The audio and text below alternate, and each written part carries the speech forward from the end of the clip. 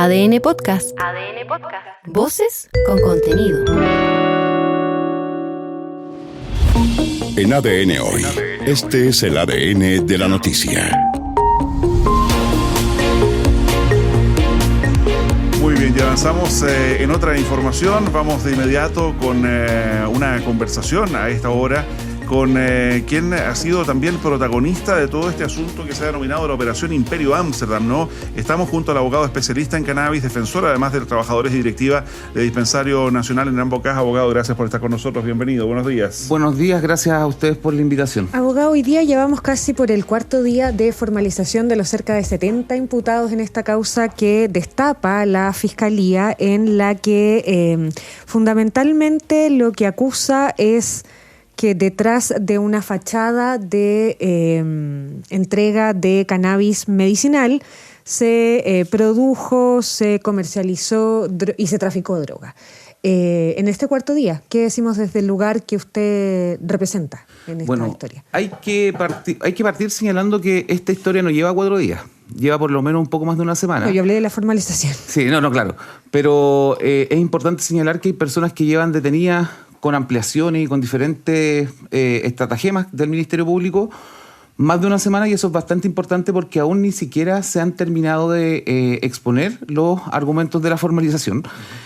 Y eso es relevante porque da cuenta de que no es un tema sencillo, no es un tema que ni siquiera, y esto muchos colegas míos lo podrán comprobar, cannabis es un tema bastante complejo.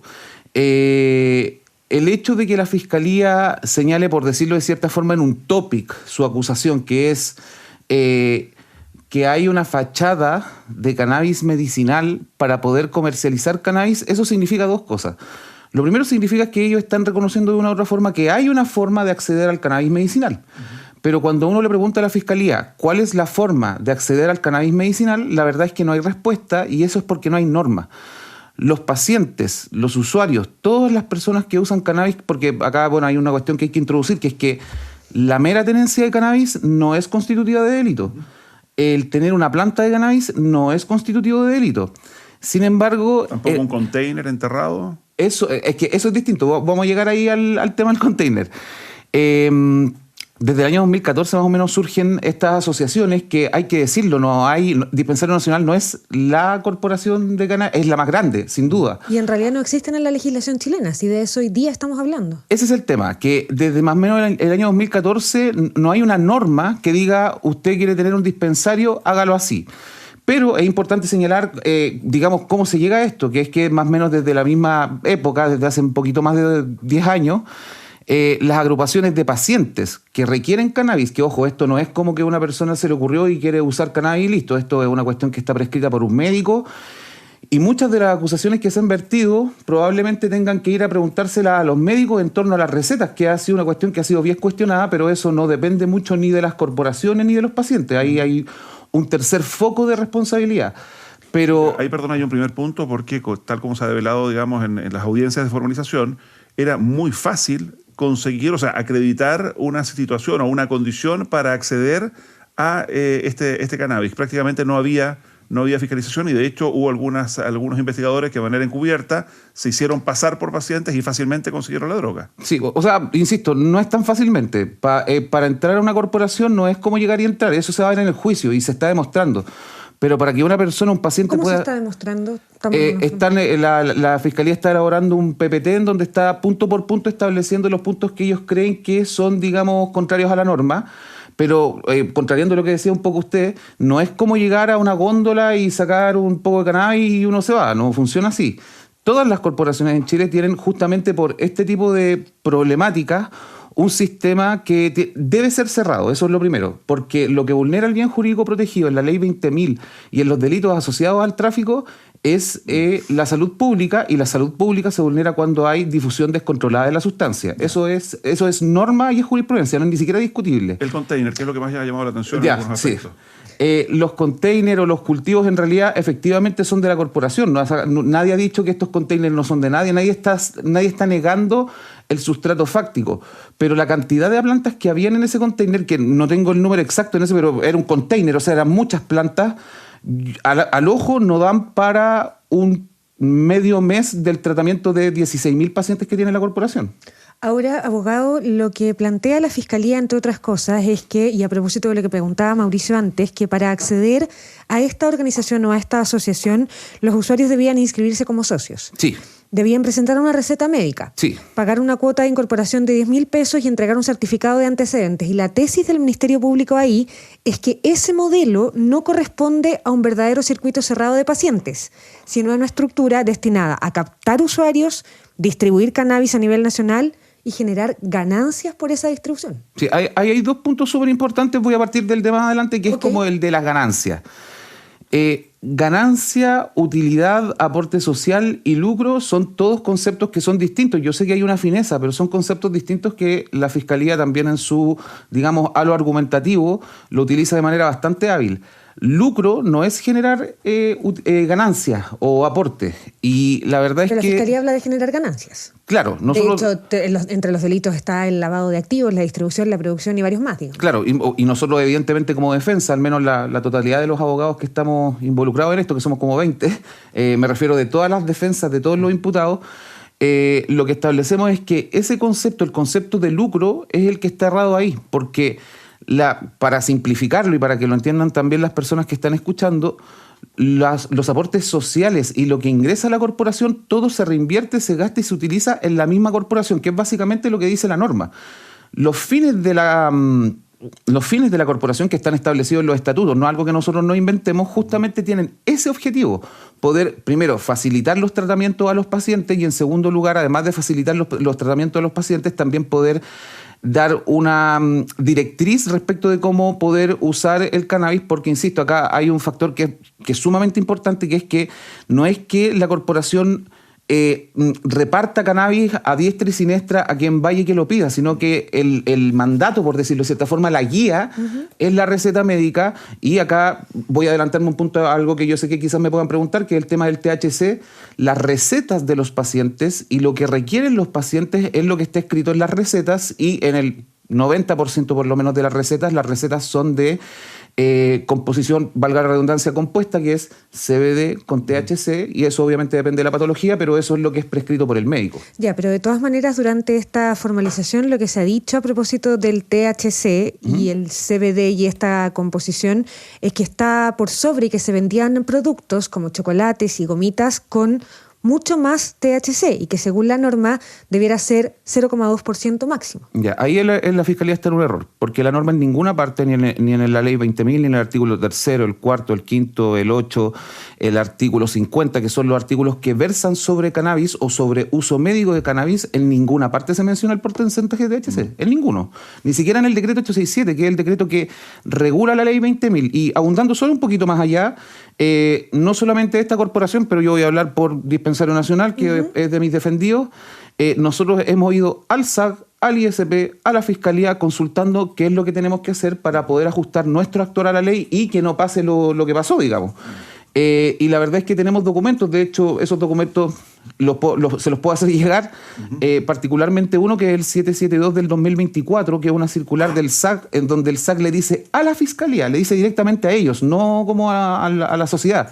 Le dice a la Fiscalía, en resumen: mire, ¿sabe qué? Deje de preguntarme si la persona tiene o no tenía permiso del SAC para cultivar, porque nosotros no damos permiso para cultivar plantas para uso medicinal. Nosotros lo que hacemos es dar permisos para cultivos de uso industrial. Entonces, luego de eso fuimos al ISP, y el ISP, que es el Instituto de Salud Pública, dio la misma respuesta, que es básicamente: nosotros no somos competentes. Entonces no hay una desidia, insisto, al menos de la corporación de nosotros, respecto de cómo cumplir la norma.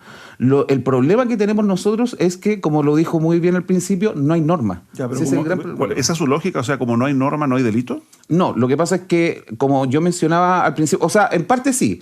El delito, la configuración del delito no se realiza por osmosis. El tipo penal tiene una lógica penal bien dura, que es que tiene que haber una acción típica, jurídica y típica, antijurídica y culpable. Y esto se ha discutido, digamos, en el derecho. El elemento que nosotros consideramos que acá no está y que no configura el delito es la antijuridicidad. Acá nosotros no estamos vulnerando el derecho, porque no se produce difusión descontrolada de la sustancia, que es lo que finalmente debería Ahora, perseguir la Fiscalía. Desde el Ministerio Público han dicho que usted, como abogado de dispensario nacional, redactaba los contratos de franquicia, asesoraba a integrantes con problemas penales, pero según informes del OS7 de Carabineros que reveló la segunda, usted llegó a recomendar rutas alternativas para el traslado de cannabis y conocer en detalle, digamos, el transporte de remesas, recibiendo honorarios y descuentos en la compra de marihuana. ¿Es así? No, es falso. Hay una parte que sí y una parte que no. Yo efectivamente soy usuario de cannabis. Eso, digamos, tengo mi receta al día, soy usuario, no es secreto para nadie. Pero esa parte de las rutas es más propio de un discurso como de película, digamos, de Hollywood, como que me da la sensación que me dijeran que yo les dijera que se fueran por acá o que se fueran por allá, en condiciones que mi labor como abogado de la corporación siempre era decir, si van a transportar cannabis tienen que llevar este documento, este documento, este documento y este documento por si es que hay una fiscalización, que finalmente es mi trabajo como abogado.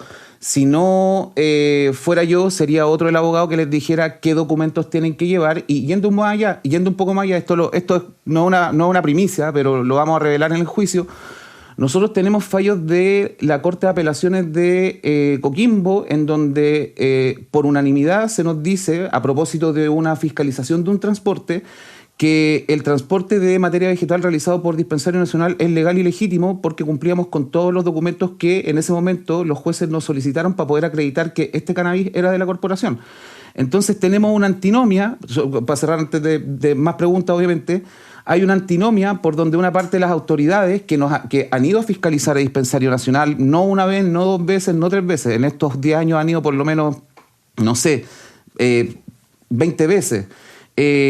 Por una parte, las autoridades te permiten o te dicen, sí, tú puedes hacer esto, pero por otra parte, cuando tú caes en una cuestión que la Fiscalía podría identificar como delito, te pegan con el palo. Entonces, esa antinomia hoy día la están pagando básicamente las corporaciones y más aún los pacientes, porque acá efectivamente hay una investigación penal que se está desarrollando, pero hay 16.000 pacientes, entre ellas personas con esos pacientes en el marco de la investigación. Están sin tratamiento. Y si uno dice o piensa que una persona usa el cannabis para dormir y que va a tener que reemplazar el medicamento por otro, es una cosa. Pero ¿Por qué? Porque están paralizadas. ¿Por qué? Obvio, porque la corporación no está funcionando. Perfecto. Porque toda la directiva está detenida. Pero si estamos hablando... Usted mismo decía que hay otros lugares donde acceder, digamos, a esta cannabis medicinal.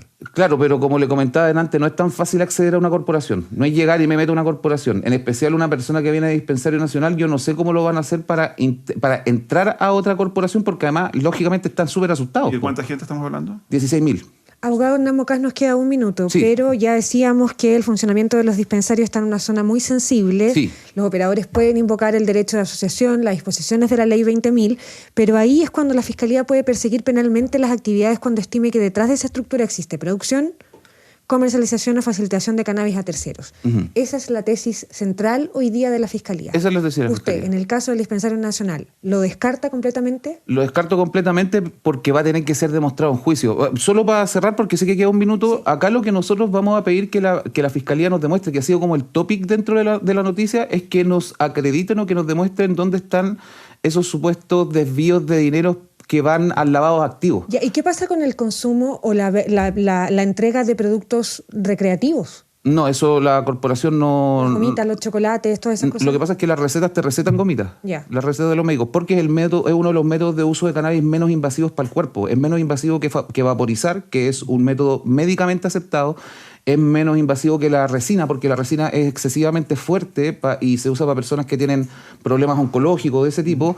Entonces, y solo para aclararlo, es un requisito sine qua non tener una receta médica que te indique las características del uso del cannabis para que tú puedas recién postular a ser parte de la corporación. No es, insisto, como llegar a una góndola y llevarse un paquete de algo. Es una cuestión bastante más compleja que, insisto, no ha sido por decida de la corporación el ver y el consultar cuáles son las normas que tenemos que cumplir, porque como muy bien dijo usted, hay una, yo ni siquiera diría exigua, no hay regulación, y el único lugar en el cual se regulan las asociaciones, que ahí hay derecho a asociatividad, y los pacientes, es la ley 20.000, que es una ley que persigue tráfico. Claro. Ya, asociación ilícita, tráfico de drogas, lavado de activos, ninguno de esos cargos ¿serían válidos, según usted? Insisto, de los que mencionó, los que son evidentemente discutibles por las condiciones materiales son el tráfico y la asociación ilícita, que eso es lo que estamos discutiendo ahora en el cuarto día de audiencia que llevamos.